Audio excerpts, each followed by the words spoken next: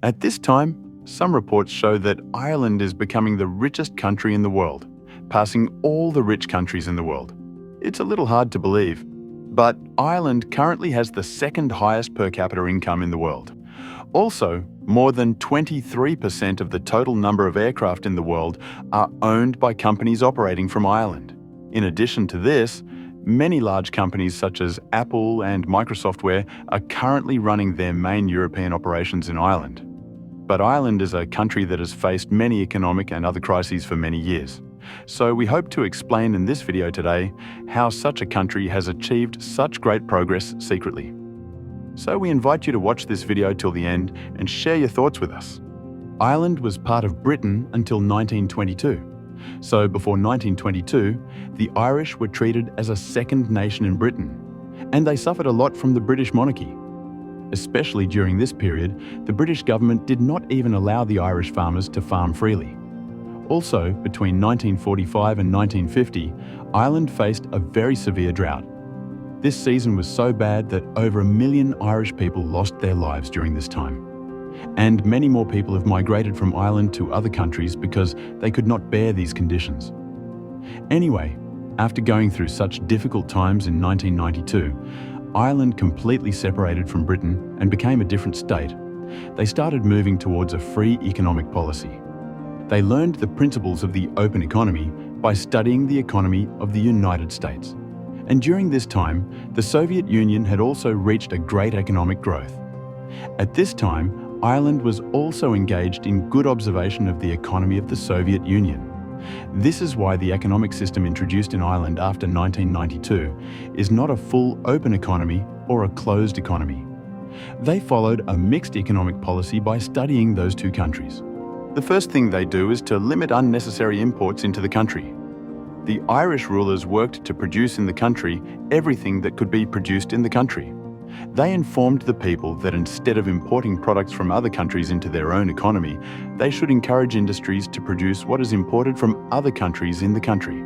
In the beginning, it was difficult for the people of the country to bear this.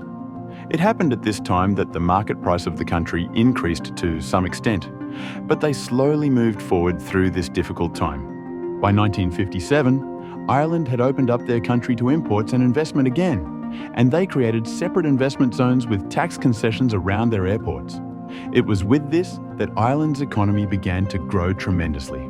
However, when a favourable environment for tax breaks and foreign investment was gradually created, the world's major companies started coming to Ireland. In 1980, they brought one of Apple's main offices to Ireland. But unfortunately, with the great economic collapse that happened in Europe in the 70s and 80s and the world oil crisis, the Irish economy collapsed rapidly. In 1987, unemployment in Ireland began to rise to 17%. Accordingly, all of Ireland's political parties came together and presented their economic plans for rebuilding the economy. Due to this, they again got the opportunity to develop the country's economy through new economic strategies. One of the main reasons why foreign companies came to Ireland was because of its very low tax rates. But the Irish rulers did not in any way give an opportunity to multinational companies to create a monopoly in their country. Instead, they forced the companies to give jobs to the people of their country as employees of those companies. This system was very successful.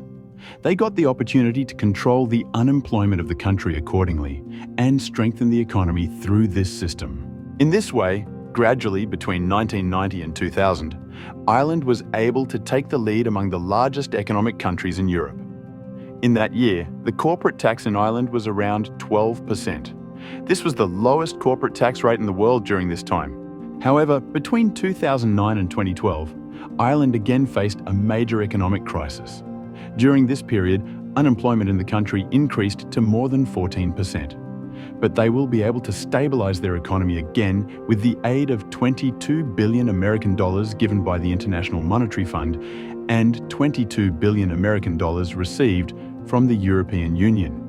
But in 2014, Ireland had to close 41 Irish state-owned companies and cut public sector wages by 14% to pay off these debts.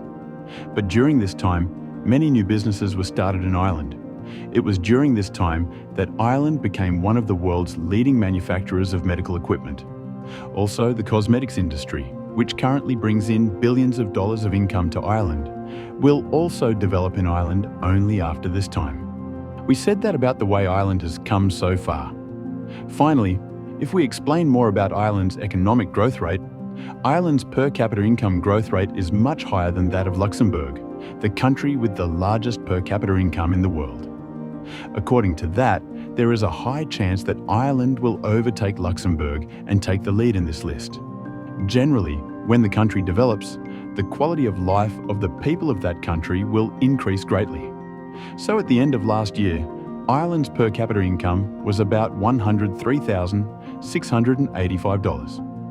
And in Ireland, which had a number of economic crises a few years ago, at the end of last year, the value of the gross domestic product was more than $590 billion.